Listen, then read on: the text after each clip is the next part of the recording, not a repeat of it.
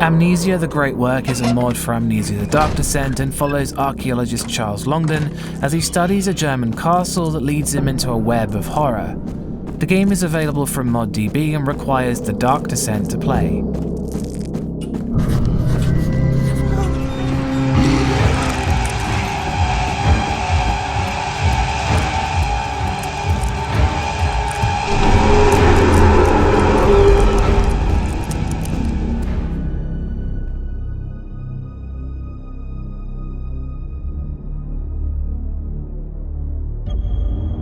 Atmosphere. The game's atmosphere carries over quite well from Amnesia The Dark Descent. The same hands-on controls, similar environments, and lighting techniques that made creeping through Castle Brennenburg so haunting. They effortlessly conjure up the ghostly electric feel from the dusty hallways and the feeling of your mind being crushed by the dark depths of depravity radiating from the sunken catacombs. You can feel the cruelty of the prison areas just walking through them. The Great Work, however, includes a plethora of other locations, from luscious mansions to dark underground temples.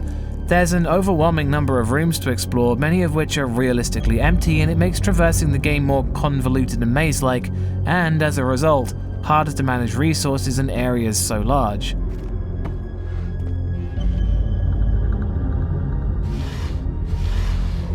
Whilst the game has several moments you're meant to feel safe in, it's always short-lived.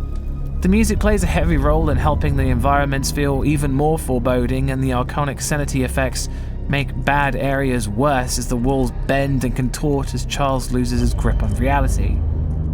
The only negative was that the puzzles were harder to complete due to their use of the game's physics engine, which would sometimes fail to work as intended, and some had me retrying puzzles over and over to get the desired result, which caused the game to grind to a halt in these moments.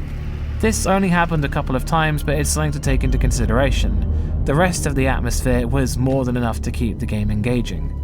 That's one Harry Mason.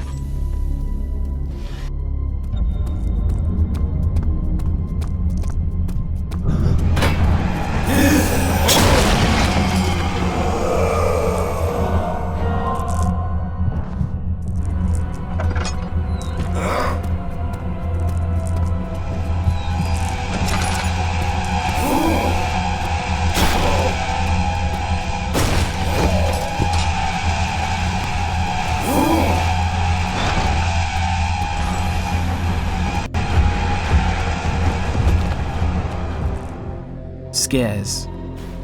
The inclusion of the new monsters is both a pro and a con, with the new designs being interesting but not quite as frightening as the originals. Though their tenacity remains the same, and using stealth or running away from them is definitely tense, there were several moments where interacting with them induced seams in the game's design, as they sometimes struggled to get around obstacles or be a little too one-tracked in their pursuit of the player, which led them to attacking me during a cutscene.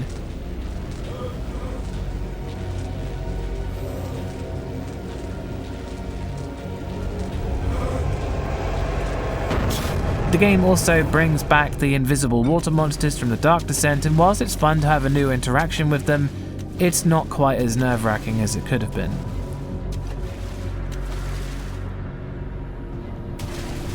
Something that did work well was layering on stress by releasing monsters into the area whilst you had to solve puzzles to trap or escape them.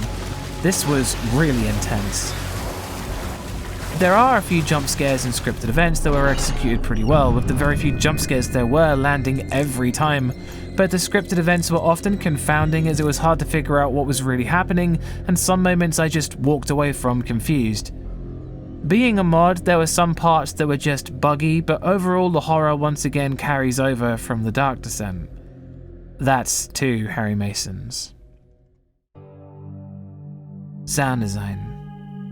The game's soundtrack feels like the bridging point between Penumbra and Amnesia, with some tracks taking me back to the Black Plague and others firmly rooted in the pitch-black cobbled halls of Castle Brennenburg. There's a lot more lighter pieces with soft synths playing some calming chords, and others being very juttering and strange, with eerie synth strings creating an unsettling vibe.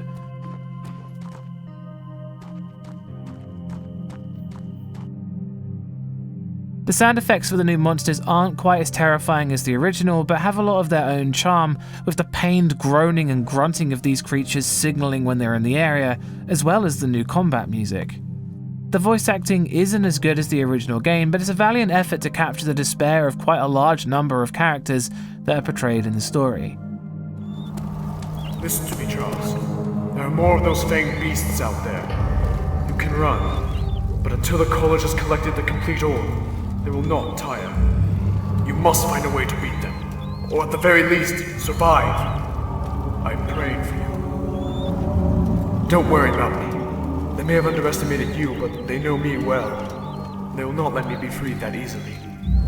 Just get out of here while you still can. The rest of the sound design mostly works as well as it did in The Dark Descent, with it generally being stellar, and the great work benefits greatly from its foundation, with everything from torches to footsteps and door creaks being almost iconic at this point. The sound environment is still one of the best despite its age, and generally the sound design is great. That's 3 Harry Masons.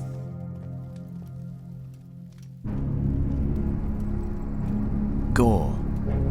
There's a few familiar scenes from The Dark Descent once again, with the Iron Maiden, some corpses, and other nasty things making a reappearance, but generally the game doesn't show the amount of bloodshed and depravity as the original game, and leaves some areas feeling barren as a result, with torture areas being surprisingly clean. It really did feel like there could have been more in it to help reinforce the things that happened in these locations, and was a bit of a missed opportunity for more environmental storytelling. That's still 3 Harry Masons. Story.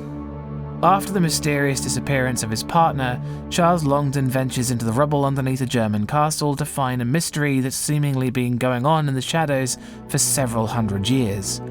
The story is a really fascinating adventure into what-if territory, with it essentially adding in earlier installments into the Amnesia franchise, and tying in things like the chemicals Alexander uses in The Dark Descent to forge the basis of a centuries-old cult with ties to alchemy and extreme long life.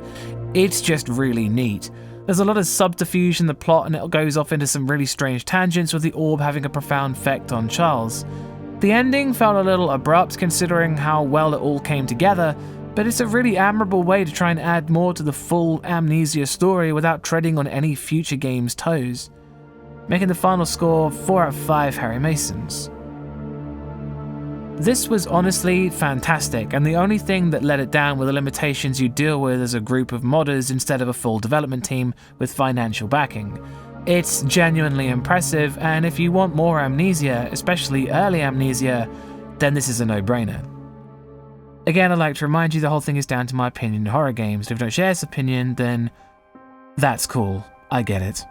I'd like to point out that whilst I removed the orb, I did not allow the charade to continue, and I advise you don't either. There will be more horror reviews in the pipeline, and thanks for watching. Now let's go check out Bumps in the middle of the night. Peace.